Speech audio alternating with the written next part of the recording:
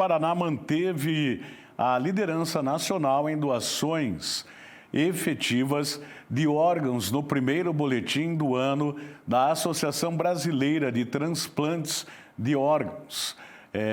O Estado se posicionou em primeiro lugar com 124 procedimentos no primeiro trimestre do ano. Mas se todos soubessem o que é você viver de novo, eu acho que a gente teria mais pessoas preocupadas com isso, sabe? Porque depois da morte, né?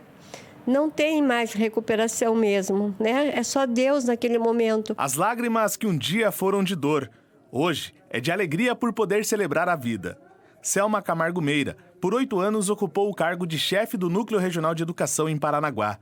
Muito ativa e sempre envolvida em ações solidárias e sociais, recentemente passou por um grave problema de saúde. Eu fui numa consulta de rotina com uma outra médica.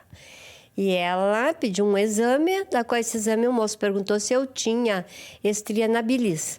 Aí eu falei, não sei, esse tipo de coisa a gente não conhece do corpo. E ao receber lá, quando eu levei o resultado do exame, ela me mandou já para um hepatologista. No primeiro hepatologista que eu fui, ele disse assim, você possivelmente tem um diagnóstico de colangite esclerosante. Falei, doutor, o que é isso, né? Um nome, então, ele falou, é uma doença autoimune. E que atacou, no teu caso, o fígado. Aí eu fiquei assim, será que eu vou continuar com ele? O que eu vou fazer? Fui fazer a ressonância, né? Que seria o exame que daria o diagnóstico mesmo preciso. E eu fui para o Dr. Júlio Coelho, que era meu médico já, porque eu tive um problema de esôfago há alguns anos atrás. E quando eu cheguei, ele disse, agora é o tratamento.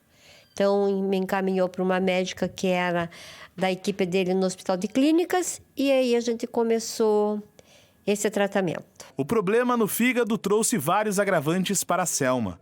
A doença causou muitas dificuldades para ela, até precisar realizar o transplante do órgão. Eu desenvolvi a cirrose, eu desenvolvi a CIT, eu desenvolvi uma doença chamada encefalopatia hepática. Essa é algo assim que mexeu, que trabalhou muito na minha vida de forma ruim, né? E que cada vez mais foi culminando para a necessidade do transplante. Então, nesse processo todo, eu fui esse mesmo médico, num determinado momento, ele achou que eu deveria ir para o Hospital Nossa Senhora das Graças, que a minha cirurgia seria feita lá. Como a fila de transplantes para este órgão é relativamente pequena, Selma ficou com a 7ª vaga para receber um fígado compatível. E rapidamente o órgão foi encontrado e ela passou pela cirurgia. E como eu estava com essa encefalopatia quase toda semana sendo internada,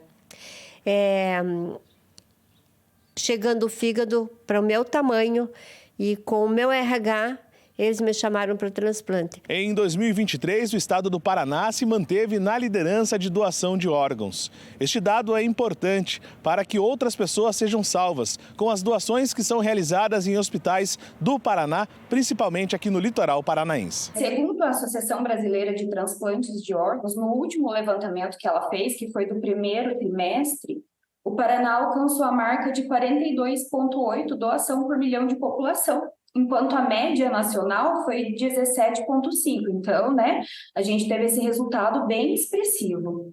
Nada disso existiria sem a doação, né? Quem determina se vai doar ou não é a família, não é a pessoa. Ela pode até comentar antes, quero ser doador, mas chega na hora, quem decide se vai doar ou não é a família. Então a gente costuma falar, fale sobre isso. Comente com seus familiares e tudo, porque o momento da doação é um momento muito difícil.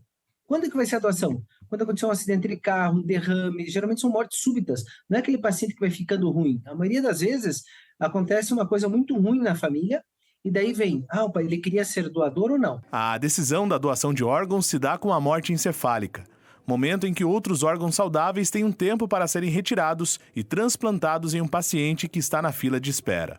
Quando que se aborda a doação? Quando existe a morte encefálica. É feito exame e mostra que não tem fluxo sanguíneo na cabeça, mas o coração está batendo. Essa que é a dificuldade, algumas vezes, das pessoas de entender que o coração está batendo, mas já morreu. Porque não tem fluxo sanguíneo na cabeça. A questão de quando vai falecer, vai parar o coração. Daí, nessa hora que não tem o fluxo, é que aborda a família.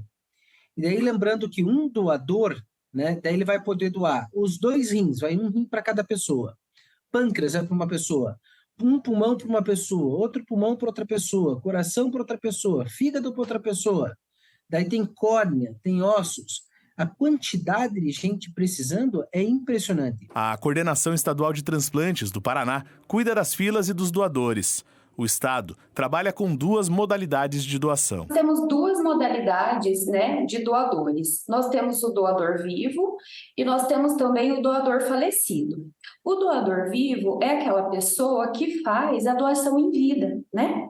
Então, são aquelas pessoas maior de idade, maior de 18 anos, que concorde com a doação e seja saudável, né? Que a doação não comprometa a sua saúde, né? E ela pode fazer a doação até o 4º grau, um parente de até 4º grau. Só quem sente, passa pela necessidade de receber um órgão, consegue expressar a importância de levantar essa bandeira da doação. Se nós tivéssemos mais pessoas sensibilizadas para fazer, sabe, essas doações, mais pessoas viveriam. A gente sabe que hoje a lista de espera, principalmente do fígado, é bem baixa. A maior é de rim, né? Coração, rim. Mas ainda há necessidade. Tem muitas pessoas esperando por este novo órgão. Então,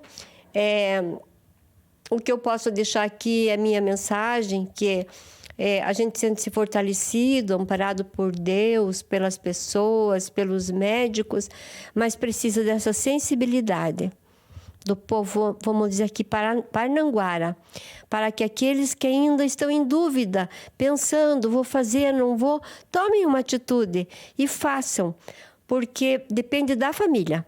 Eu posso querer, mas se a família não quiser, fica difícil esse momento. Exatamente. Bom, em primeiro lugar, eu quero mandar um abraço muito especial para a professora Selma. A professora Selma é uma grande amiga, uma grande parceira aqui da televisão, e foi ela que sugeriu essa reportagem, por tudo que você ouviu ela falar, emocionada. A Selma, entre tantas outras coisas que ela realizou aqui em Paranaguá, com muita competência, talento, ela foi diretora da Regional de Educação, inclusive, entre outras coisas que ela desenvolveu aqui na cidade, sempre com muita propriedade, com muita inteligência, e é uma pessoa que é do bem, né? Por onde ela passa, ela deixa um legado de coisas positivas. Isso não é qualquer pessoa que consegue, são pessoas especiais.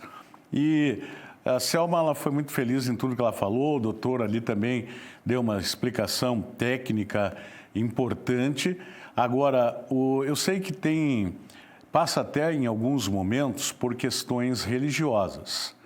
A gente tem que respeitar todos os segmentos religiosos. Tem religião que não aceita nem a transfusão de sangue, não admite, não é possível que isso aconteça, muito menos um transplante de órgãos. Agora, independentemente dessa questão, a família que tem que tomar a decisão no momento mais difícil, e aí é o limite entre a vida e a morte. Por quê?